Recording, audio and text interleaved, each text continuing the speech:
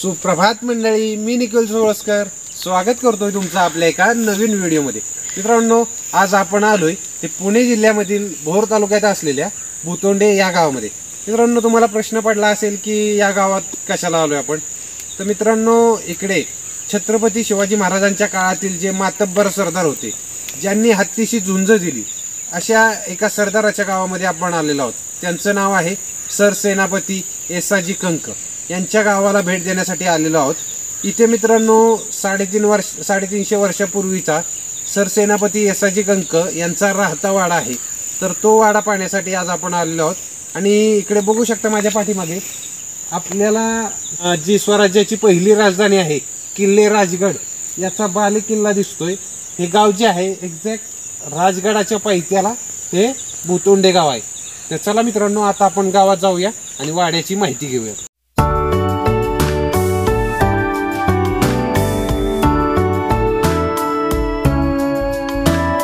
आता आपण आलो त्या या रोड मार्गे आलो। हा जो रोड येतो तो NH4 मार्गे म्हणजे नसरापूर मार्गे हा रोड येतो। आणि इकडे तुमच्या बघू शकता हा जो रोड येतो तो भोर मार्गे येतो। तर आणि आपल्याला जायचं या साईडला आहे भुतोंडे गाव। इथून साधारण नाही म्हटलं तरी 20-22 किलोमीटर भुतोंडे गाव आहे। चला,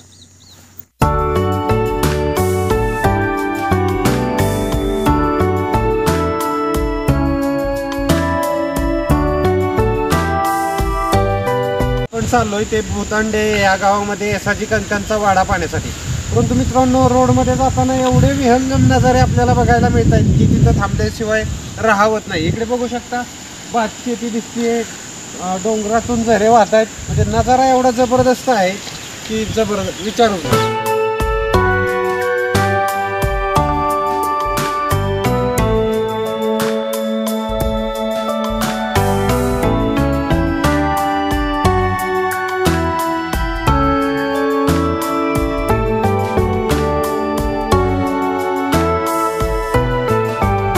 जरा बघू शकता एवढा जबरदस्त पाऊस आहे। अजून आम्ही भुतोंडे गावामध्ये पोहोचलेलो नाही आणि पाऊस इकडे बघू शकता खूपच जोरात पाऊस आहे। त्यामुळे आम्हाला थांबावं लागतंय। आत्ता वाजले 3, अजून माहीत नाही आहे किती वेळ लागेल भुतोंडे गावामध्ये पोहोचायला।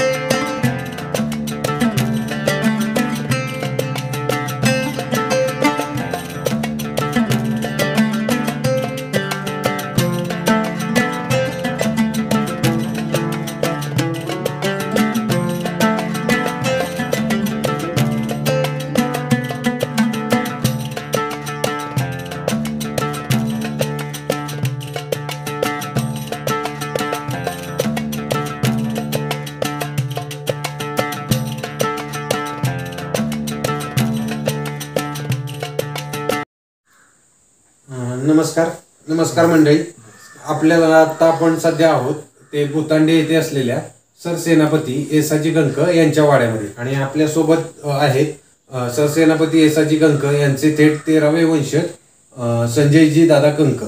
तर ते आपल्याला वाड्याबद्दल थोडीशी माहिती सांगणार आहेत। नमस्कार। तर दादा, या वाड्याला साधारणतः किती वर्ष झाली? 350 ते 400 वर्ष झाली। 350 वर्षाच्या पुढे झाली म्हणजे येसाजींच्या काळामध्ये। येसाजींचा जन्मच मुळात 1626 साली झाला। मृत्यू 1716 झालेला आहे। 1716 1626 नंतर ज्यावेळेला लहान असताना शिवाजी महाराजांबरोबर ते सुरुवातीलाच रायरेश्वर शपथ घ्यायला तानाजी मालुसरे येसाजी कंक सगळे त्यांच्याबरोबर होते। ज्यावेळी रायरेश्वरावर शपथ घेतली तेव्हा येसाजी कंक सुद्धा त्यामध्ये होता। आणि अजून काय काय गोष्टी म्हणजे जतन करून ठेवलेल्या आहेत या वाड्यामध्ये? वाड्यामध्ये भरपूर शस्त्र आहेत, परंतु ते आम्ही खंडनेमेला पूजनाला काढतो। दसऱ्याच्या आदल्या दिवशी खंडे महिन्यानं जे पूजन असतं त्यावेळेला शस्त्रपूजन असतं. म्हणजे सातारच्या गादीचं बी असतं, तसंच कोल्हापूरच्या गादीचं बी असतं. तसं आमचं बी तर सेनापती आणि आपण यांचं जे आहेत ते पहिली शस्त्र म्हणजे थोडक्यात व्यासाजी कंकांची, कृष्णाजी कंक म्हणजे यांचा मुलगा कृष्णाजी कंक आणि चावजी कंक. अच्छा. चावजी कंक इथे शेती करायचा, कृष्णाजी कंक यांच्याबरोबर स्वराज्यात असायचे आणि ह्यांचा भाऊ एक कोंडाजी कंक ते बी स्वराज्यात असायचे. तर मित्रांनो इकडे बघतोय आपण ही जी तलवार आहे ही याला साधारण म्हणजे धोक म्हणलं जायचं. मित्रांनो ही एवढी जड तलवार आहे आणि ही यसाजी कंक यांच्या काळातील ही तलवार आहे. बघू शकता मित्रांनो अजूनही सुस्थितीत आहे. ही विशेष म्हणजे हत्तीचे सोन ठरलेलं तलवार आहे. आणि जे आपण म्हणजे जेव्हा छत्रपती शिवाजी महाराज हे गोवळकोंड्याला गेले होते आणि जेव्हा तिथे येसाजी कंक छत्रपती शिवाजी महाराजांच्या एका शब्दावरती येसाजी कंक जे हत्तीसोबत झुंज देण्यासाठी तयार झाले होते, त्या झुंजीमध्ये जो हत्तीची जी सोंड तोडलेली तीच ही तलवार आहे मित्रांनो. बघू शकता आपण आजही इथे येसाजी कंक यांच्या वंशजांनी ही जतन करून ठेवलेली आहे.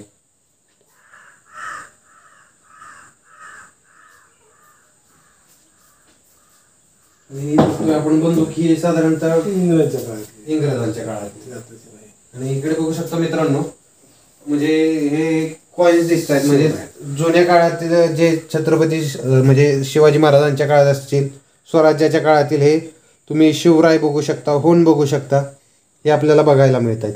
हे सुद्धा म्हणजे थोडीफार माहिती सांगू शकता याबद्दल. त्यावेळेला कसं आहे सुवर्ण मुद्रा म्हणजे सोन्याच्या हे असायचे त्याला होन म्हणायचे आणि दुसरे चांदीचे एक असायचे आणि हे पंचधातूचे हे असायचे. असे प्रत्येक वेगवेगळे जसे आता आपले 1 रुपया 8 आणे 4 आणे असे त्या पद्धतीने त्यांचे त्यावेळेला ह्या प्रकारचे असायचे. मित्रांनो इकडे बघू शकता आपल्याला शिवराई सुद्धा इथे बघायला. शिवराई जी होती स्वराज्य जेव्हा राज्याभिषेक झाला त्यानंतर जे शिवराई हे केलं ते इकडे बघू शकता शिवराई सुद्धा आपल्याला बघायला मिळते इकडे. शिव एका साईडला असं हे आहे आणि इकडे बघूया इकडे छत्रपती एकीकडे छत्रपती असले हा बघू शकता. खूप नाणी आहेत अशी जतन करून ठेवलेली आहेत.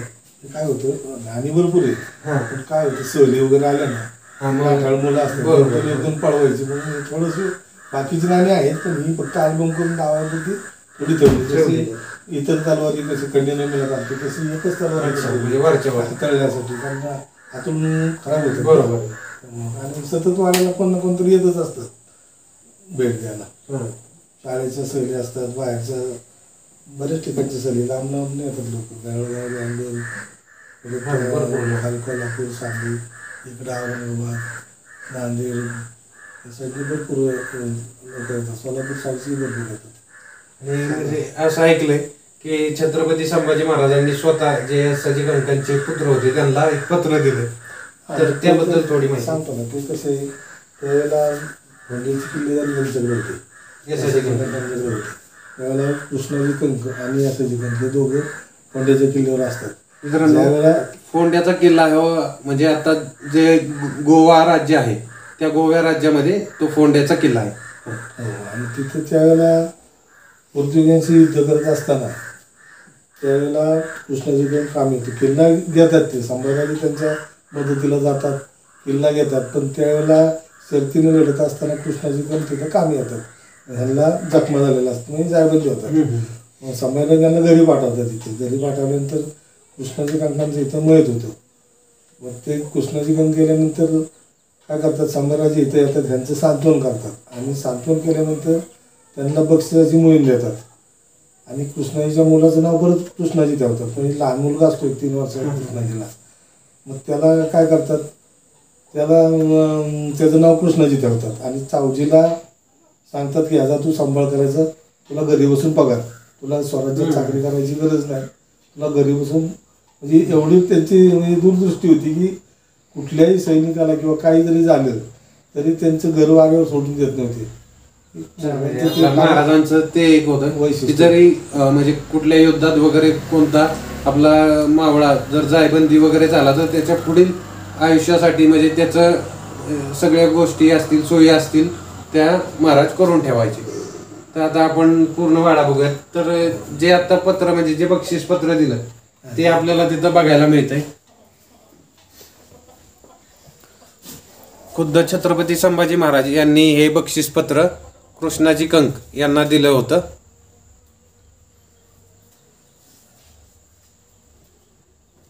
याचं बघू शकता इकडे आता ही पडचिट्टी म्हणू शकतो आपण, पडवी म्हणू शकतो. हे जे खांब दिसत आहेत हे एकदम म्हणजे जुने त्या काळातीलच हे खांब आहेत. हे बाहेरचं बांधकाम आता सध्या करण्यात आलेलं आहे म्हणजे पत्रा वगैरे असेल, परंतु हे बघू शकता सागवानी लाकडं आहेत. ही पडवी जी आहे म्हणजे पूर्ण त्या काळातीलच आहे, शिवकालीनच हे बांधकाम आहे सगळं. तर या आता हे जे खांबाच्या खाली दिसतंय याला उकळी बोललं जातं, जेणेकरून खांबाला एक सपोर्ट भेटेल. तर आता या आपण पूर्ण वाडा पाहूया.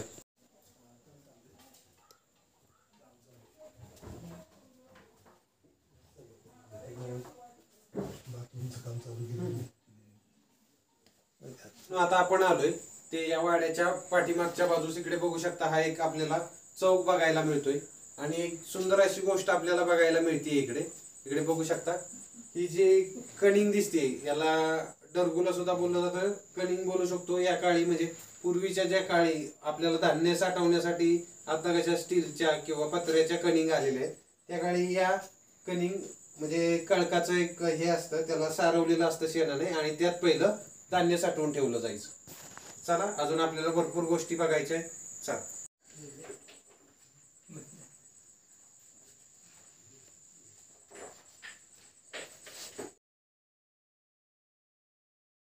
राजगडावर आले त्यावेळेला महाराज काय सुरुवातीला आजारी पडलेल्याचं त्यांनी निमित्त घेतलं होतं आणि लोकांना गोरगरिबांना मिठाई वाटायसाठी पेटारे स्पर्श करून पाठवत होते. त्यावेळेला ज्यावेळेला ते ज्या पेटाऱ्यातली पासून आली महाराज आले आणि संभाजीराजे आले, त्यातलाच हा एक पेटार आहे. त्या राजगडावर आलेला त्यातला एक पेटारा इकडं एस.एस.जी. कंकाने आणलेला आहे. तो इथं पहिल्यापासूनच इथं जागेवर आहे. त्याला घराच्या बाहेर पूर्वी चौकट मोठी असेल ना, त्यामुळे तो घरात आणले गेला. पण त्याच्यानंतर परत आम्ही बाहेर कधी आम्हाला पार पंजोबांपासून सांगतात की आतमध्येच आहे. म्हणजे हितच आहे. पंजोबांना बी आता 100 वर्ष होऊन गेले असतील वारलेले. पंजोबा आजोबा चौकटीच्या बाहेर जातच नाही. मित्रांनो बघू शकता किती म्हणजे पुरातन आणि ऐतिहासिक अशी गोष्ट आहे. जे पेटारे होते त्या एक पेटारा आजही आपल्याला सुस्थितीत असं जतन करून ठेवलेला आहे. तर चला अजून पुढचा वाडा पाहूयात आपण. मित्रांनो आता आपण या चौकटीतून आत आलो. आता ही आपल्याला नुसती चौकट दिसते. आता भिंती बघू शकता साधारणतः 3-3.5 फुटाच्या भिंती आहेत आणि इकडे म्हणजे एक आपल्याला साधा आपली चौकट वाटते, पण इथं बघू शकता एक चोर दरवाजा म्हणू शकतो आपण. त्या दरवाजाच्याच मागे इकडे बघू शकता वरती जाण्यासाठी जिना आहे.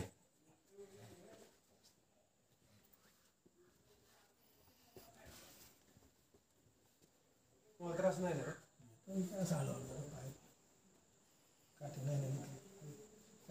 बरोबर जमतं.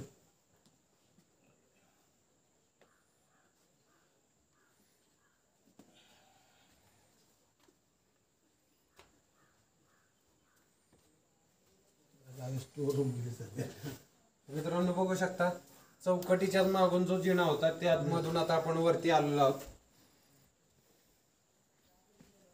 जिना बघू शकता त्यातूनच वरती आलो.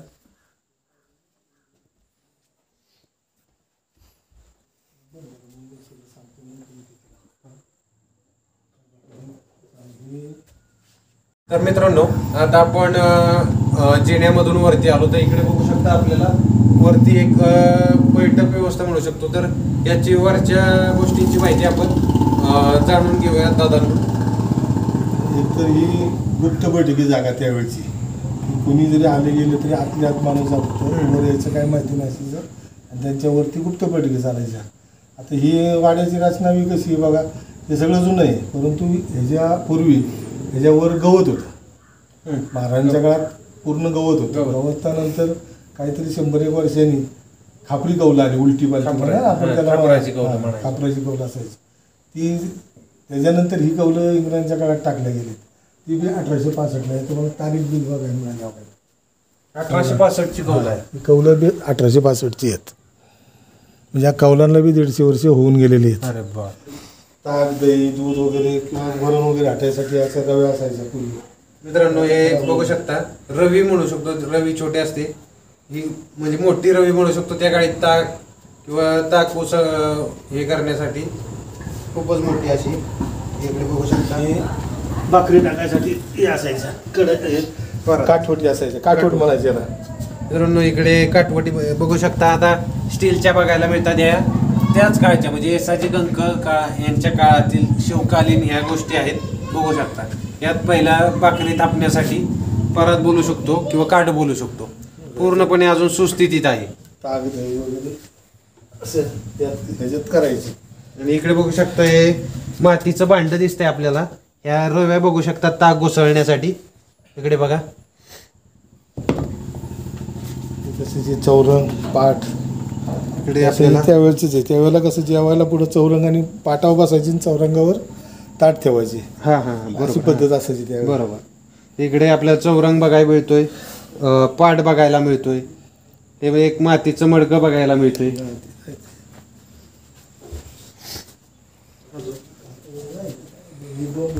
राजगड दिसतो पण आता जरा हे उगवले ना झाड आहे आणि दुःख असेल बघा त्यामुळे इथनं बघा दिसतो बघा. शकता 1 2 3 4 खिडक्या आहेत आणि या प्रत्येक खिडकीतून आपल्याला थेट राजगडाचं दर्शन होतं. आणि सुंदर असं म्हणजे गुप्त बैठक व्यवस्था म्हणू शकतो. आणि या प्रत्येक खिडकीतून आपल्याला किल्ले राजगडाचं दर्शन होतं. घराची रचना त्यावेळेला अशी केलेली आहे की पूर्वी राजगड हा 26 वर्ष राजधानीचा गड. बरोबर. आणि 26 वर्ष यासाठी काकांचं वास्तव्य तिथे आहे. मग तिथे एक वाडा होता म्हणजे राजगडावरती तानाजी मालुसऱ्यांचा आणि असायच्या काकांचा वाडा वर होता, माझी काका पासरकरांचा. तर ज्यावेळेला ते तिथे यायचे तर मग काहीतरी तिथं गवत वगैरे पेटवलं की इथल्या लोकांना समजायचं मुलांना चावजीला ते भेटायला वर जायचे. कारण यासाठी कारण 26 वर्षामध्ये इथं 20च वेळा आले असा उल्लेख आहे पुस्तकामध्ये. आम्हाला सांगता येत ना पण पुस्तकात उल्लेख असा आहे 20च वेळा आले. म्हणजे त्यांची निष्ठा किती स्वराज्यावर होती ते यातून लक्षात येते. काळकाची बेट असल्यामुळे आपल्याला राजगडाचं दर्शन होत नाही, परंतु प्रत्येक खिडकीतून आपल्याला किल्ले राजगड दिसतो. इथून बाले किल्ला जो आहे राजगडाचा तो आपल्याला दिसतो.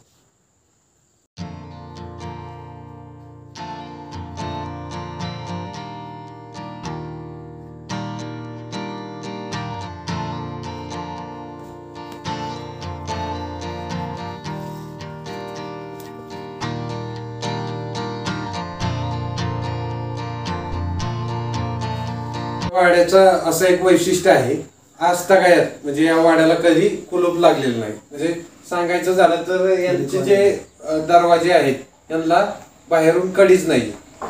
त्याबद्दल थोडं पर्यटकांसाठी हा वाडा 24 तास खुला असतो सगळ्यात महत्त्वाचं. आणि पहिल्यापासून फेसबुकला याला सगळ्याला सांगितले की येणाऱ्या पर्यटकांना 24 तास वाडा खुला. रात्रीचे 2 वाजता जरी पर्यटक आले तरी आम्ही उठतो, त्यांना आतमध्ये घेतो, त्यांची विचारपूस करतो. कारण काय एवढे लांबून आलेले असतात त्यांची खाऊच असते. हे सगळ्यात म्हणजे इतिहास जगला पाहिजे त्यासाठी जेवढं आम्हाला करता येईल तेवढं आम्ही करत असतो. हेच म्हणजे आम्ही सुद्धा खूप लांबून आलो. दादांना आमचं म्हणजे पाहुणचार खूपच चांगल्या पद्धतीनं केला. आणि हेच म्हणजे एखादं पर्यटक असेल किंवा इतिहासकार असेल त्याला हीच अपेक्षा असते की बाबा आपण एवढ्या लांबून येतो, आपल्याला त्या वाड्याबद्दल किंवा त्या गोष्टीबद्दल माहिती मिळावी हीच अपेक्षा असते. आणि दादांना आपल्याला एवढ्या चांगल्या पद्धतीने माहिती सांगितली या वाड्याची, प्रत्येक गोष्ट समजावून सांगितली की त्याचा उपयोग काय होता, म्हणजे कशासाठी वापरली जायची गोष्ट, याबद्दल तुमचे खूप खूप आभार. असं जे असतात मुक्कामाला येतात काही अडचण नसते त्यांच्यासाठी मी सर्व सोय करून देऊ. जरी शाळेची मुलं आली तर मुलींना आम्ही वरती पाडीवर झोपवतो, मुलांना देवळात झोपवतो किंवा मग इथनं ते किल्ल्यावर जातात, किल्ल्यावर परत खाली येतात. स्वयंपाकाचे सगळे सामान ठेवलेले त्यांनी आणलेलं असलं तरी नसलं तरी आम्ही देत असतो. पण तसं उपाशी कोणी इथनं जाणार नाही हे महत्वाचं. पहिले नक्कीच आम्ही या वाड्याला पुन्हा म्हणजे परत भेट देऊ. नक्कीच तेव्हा बी या कधी मुक्कामी या सतत आम्ही तुमच्यासाठी हजर असतो. काही कारण असतो बाहेर गेल्यामुळे आमचा प्रॉब्लेम होतो, नाहीतर असं कधी नाही की वाडा बंद आहे असं कधी नाही. वाड्याच्या समोरच हे आपल्याला एक तुळशी वृंदावन बघायला मिळतंय. हे सुद्धा मित्रांनो शिवकालीनच तुळशी वृंदावन आहे. त्याचं बांधकाम बघू शकतो.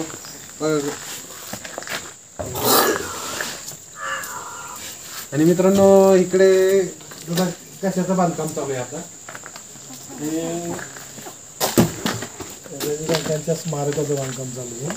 यसाजी कंकण हे स्मारक सह्याद्री प्रतिष्ठानच्या मार्फत ज्या सह्याद्री प्रतिष्ठानने गड किल्ल्यांवर दरवाजांची कामं केली आणि ते झाल्यानंतर त्यांनी एक मोहीम हाती घेतली की सगळ्या सरदारांचे स्मारक ज्यांचे नाही त्यांचे स्मारक आपण स्वतः आपल्या प्रतिष्ठानमार्फत बांधायची. तर त्यांनी पहिले मला वाटतं रायबाचं तर तानाजी महाराजांच्या मुलाचं गोडोलीला का कुठेतरी बांधले. त्याच्यानंतर मग यशस्वी स्मारकाचं इथलं काम त्यांनी चालू केलं. काम प्रगतीपथावर पावसामुळे थांबले.